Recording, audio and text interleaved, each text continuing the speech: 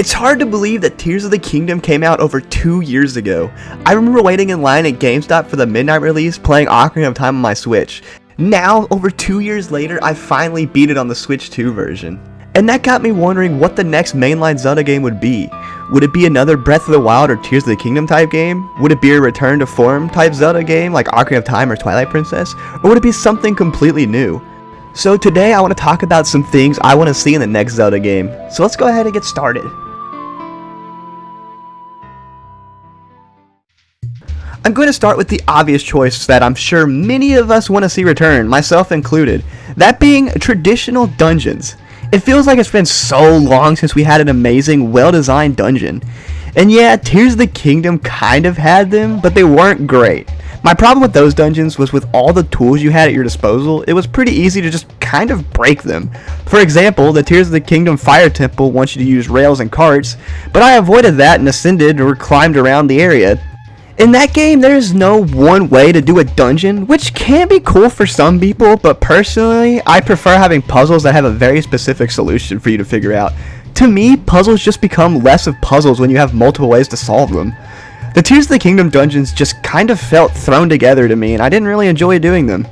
I also don't want anything like Divine Beast either. I personally like those even less than the Tears of the Kingdom dungeons. Yeah, they were cool and new the first time, but it became a problem when you got to the next one, and it looked exactly the same, just laid out slightly different. Plus, the puzzles are pretty similar too. You would think with the game being open world, you would see a ton of variety in the dungeons just scattered across the world, but that's just not the case. I want to see dungeons that are unique from one another. Give me dungeon like Twilight Princess or Ocarina of Time again, but go even crazier with them. Make them longer and give them even more challenging puzzles. I want to see another forest temple from Ocarina of Time or the ancient cistern from Skyward Sword. Even the city in the sky from Twilight Princess. To me, those dungeons are classics, and 10 to 15 years from now when we look back on Breath of the Wild and Tears of the Kingdom, we won't remember a dungeon that stood out and made the game insanely memorable. The closest I can think of to something like that was the lead up to the Wind Temple. That part was super cool, but then you get to the dungeon itself and you're just like, that was fine, I guess. I just want to see new dungeons that we can all talk about fondly for years to come. To me, that's what makes a good dungeon. Heck, even the Water Temple, love it or hate it, has become an iconic Zelda temple that people will never forget. I think something super cool they could do with dungeons is give them multiple themes or make them interconnected. I heard this idea from another YouTuber once. Unfortunately, I can't remember who it was, but the idea was great. Say, for example, you're exploring the Ice Temple and you come across water, and now you're in like a mix between a fire and water temple. We've kind of had stuff like that before to an extent, like the Water Temple in Tears of the Kingdom being a water/sky temple, except it wasn't great. And the Ancient Cistern kind of being a water temple, but underneath it feels more like a shadow temple. Give us cool stuff like that. At the end of the day, I just want to see a return to traditional dungeons, and I want to see them do even more unique stuff with them. With all this talk about dungeons, let's talk about what makes dungeons great that has been kind of missing recently. That being items. We still have some items like bows and bombs, but those feel less like things to use to solve puzzles and more of just another way to attack. Which is okay, I guess, but I want to see the return of some unique and interesting items. Bring back the spinner from Twilight Princess or the beetle from Skyward Sword. I still remember getting the beetle for the first time and being full of excitement. It was so new and was really fun to use. I remember always trying to find hidden secrets while flying to get through places. It was so fun. And again, in Tears of the Kingdom and Breath of the Wild, we got something new. That being the Sheikah and Zonai abilities. While some of them are cool like Stasis and Magnesis, they just aren't the same as the hookshot or the boomerang. Well, actually, the boomerang is also in those games, except again, it's more of just a weapon. There just isn't anything as exciting as going through a dungeon and wondering what new item you'll find in there. Twilight Princess was the best for that. There were so many unique items in the game, like the ball and chain, the Dominion Rod, and the spinner. Even the double hookshot. Like, who thought of combining two hookshots and essentially turning yourself into Spider-Man? It's genius.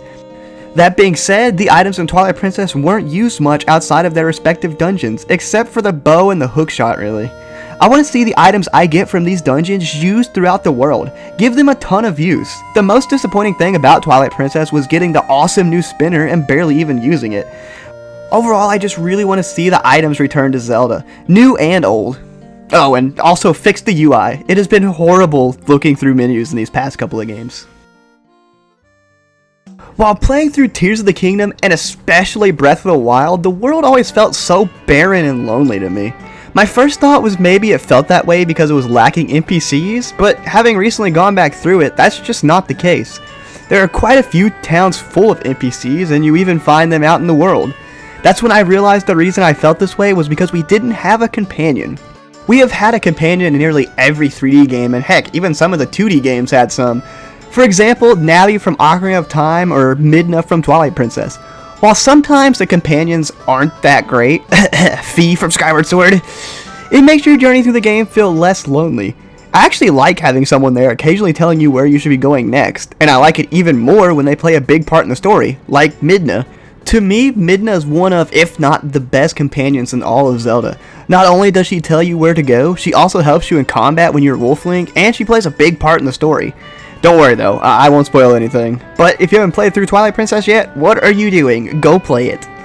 I hope in the next Zelda game we get another companion like Midna. Someone full of personality who can liven up your journey, someone who can affect the gameplay, and someone who plays a big part in your journey.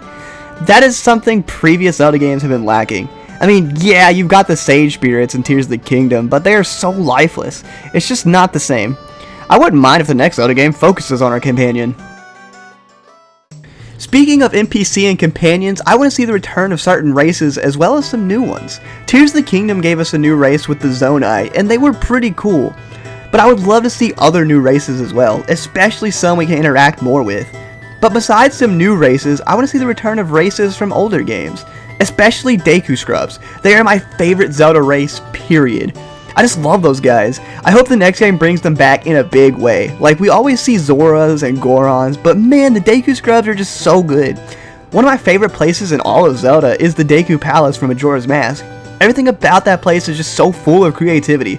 The whole swamp, all the types of Deku Scrubs, including the king and the butler and the princess, and the Deku Palace theme is amazing. Imagine they do bring back the Deku Scrubs, and they include a remix version of that theme. Similar to the Dragon Roost theme being remixed in Tears of the Kingdom, that would just be so cool. But yeah, sorry for that little rant, I just really like the Deku Scrubs. But another race they could bring back as well is the River Zora. We technically never got these Zoras in a 3D game, and I would love to see what they would look like in one. I gotta give credit to Echoes of Wisdom for bringing those races back. Even though I wasn't a big fan of that game, they were still cool to see. But yeah, I would love to see some new and returning races, and do something different with some of the older ones as well. I'm realizing this video is going to be very long. I still have several things I need to talk about, but if you're enjoying it and you've stayed this long, consider subscribing. Next thing I want to see return is musical instruments. It's another thing that just kinda disappeared recently. We used to have some sort of musical instrument in each game, like the Ocarina of Time, the Wind Waker, the Fairy Harp. Even Wolf Link was able to sing by howling in the stones. But in Tears of the Kingdom and Breath of the Wild, there just wasn't one. Honestly, there wasn't much focus on the music at all. So besides just seeing a musical instrument return, I would love to see some more variety in the overall OST. Most of Breath of the Wild's music was very soft piano music, and most of the time I didn't even notice it at all. Tears had a bit more variety, but it still wasn't much more memorable. We used to have iconic tracks like the Lost Woods, Gerudo Valley, Deku Palace like previously mentioned, all the different boss themes. I can literally go on for hours. I'm starting to realize the majority of this video is just me talking about all the stuff that's lacking from Breath of the Wild and Tears of the Kingdom, but don't get me wrong, I still like those games. I just hope in the next game we get all kinds of new and remixed music. The next thing I want to see is the return of collectible heart pieces. What I mean by that is heart pieces that aren't tied to shrines. I want to be able to find random heart pieces scattered across the land or by completing side quests. I didn't like how you only got heart pieces from shrines. I prefer it way more stumbling across them. It especially makes side quests even more worth it because you never know if a heart piece is the reward. Another gripe I have about the heart pieces in Breath of the Wild and Tears of the Kingdom is you could never max out your hearts if you went for max stamina and vice versa. Like seriously, you couldn't have let us max out both? It always drove me crazy seeing one missing because honestly stamina can be way more useful, so I always maxed that out instead. Honestly, I hope the next game just doesn't have shrines at all. The best feeling in the world is just exploring and all of a sudden you see a heart piece on a ledge above you and you gotta figure out how to get to it. And the feeling when you finally get it is so satisfying. One I'm thinking of in particular is the heart piece on top of the Dongo's Cavern in an Ocarina of Time. Figuring out how to get that for the first time was so satisfying. I just really want to see heart pieces in the world again. The next thing I want to see is kind of a small one, and that's weapons breaking. Please get rid of that for the next game. It was fine at first, but when I started getting better weapons and they would break, I'd get so annoyed. It also doesn't really make any of the weapons memorable either, because by the time you start getting attached to one, it breaks and it's just on to the next one. A cool thing they could do is make it to where there are only a few weapons, but you can find items to upgrade them, transforming them into better weapons. Think of the Gilded Sword from Majora's Mask and how you had to go through a whole side quest just to upgrade it from the Razor Sword. I will say though, I do think the Razor Sword still looked cooler, and it was a shame we couldn't use it much before it would break. You could also do something like Dark Souls or Elden Ring where you find upgrade materials and you just upgrade a cool weapon you find of +10. Anything other than weapons breaking would be great. I really hope they create a bunch of cool and unique weapons for the next game and give them their own unique abilities and playstyles as well. That could honestly be really cool. Next up is art style. I want to see a new art style or even a return to the older art styles like Twilight Princess or Ocarina of Time. And don't get me wrong, I do like the art style of Breath of the Wild and Tears of the Kingdom, but that really has been the only art style Zelda has had for the past decade. Even going back to Toon Link and the Wind Waker art style would be neat, but honestly I'm just kind of fatigued of the cel-shaded styles. I want to see them go in a completely new direction with the art style in the next game, whether it be closer to realism, or more anime-ish, or just something completely new. I'm just kind of tired of seeing the Breath of the Wild Link everywhere. I want a new Link, and I think it's way past time. The final thing I want to talk about today is the biggest one, that being the open world. And I know, unfortunately, open world or open air Zelda games are most likely the future, but man, I would love to go back to the more linear style Zelda games. I've never been a fan of open world games in general, just because I feel like there's a lot of time where you're walking from place to place and not much is happening, and most open worlds are lacking in things to do and feel pretty empty. Breath of the Wild and Tears of the Kingdom aren't like that for the most part, but I still can't help but getting a bit bored walking around the open world to discover new places. Yeah, you can find enemies scattered throughout the world while exploring, but it felt more like a hassle to fight them than anything, cause first, you have to worry about your weapons breaking, and 2, you don't really get much out of it. Like, enemies don't drop rupees like they used to. Maybe if they did, then I have more of a reason to fight them. There's also some side quests you can find, but most of the time they're tied to towns and aren't really out in the world. For me personally, I like when the worlds are smaller and filled to the brim with stuff to do, and every couple of steps you find something new. Think Majora's Mask, for example. That world isn't really that big at all, but there's so much to discover. Clocktown isn't too big either, and there's several things to discover and do. You've got dozens of minigames, hidden chests, and all sorts of side quests. Ocarina of Time was the same to an extent. Every area outside of Hyrule Field was filled with stuff.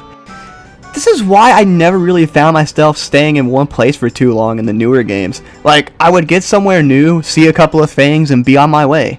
The most interesting thing I could possibly find would be a Korok seed or a shrine. Now, I know that the future of Zelda will probably be open world games, but it wouldn't hurt to meet us halfway. Instead of it being open world or linear, give us big open zones. Think of the Great Plateau. It isn't too big, and you can't leave until you get the glider. So, let's say in the next game we start out in this big open area like the Great Plateau, and we see a path but we can't reach it until we get the hookshot. Once we find the hookshot in the current zone we're in from, say, a dungeon or something, we can get to that path and into a whole new open zone. And that doesn't have to be the only way. Maybe there's a water area in the opposite side of the first zone, and if we get iron boots or a swimming ability, we can swim through and end up in a whole new water area. I feel like this would be a great middle ground. I mean, think of Twilight Princess's zones, but a bit bigger and full of more stuff to do. Because to be fair, Twilight Princess's Hyrule was kind of lacking in things to do. But going back to the water areas, I also really want to see underwater areas and a swimming ability. I feel like every game that has had an underwater area have always been super cool.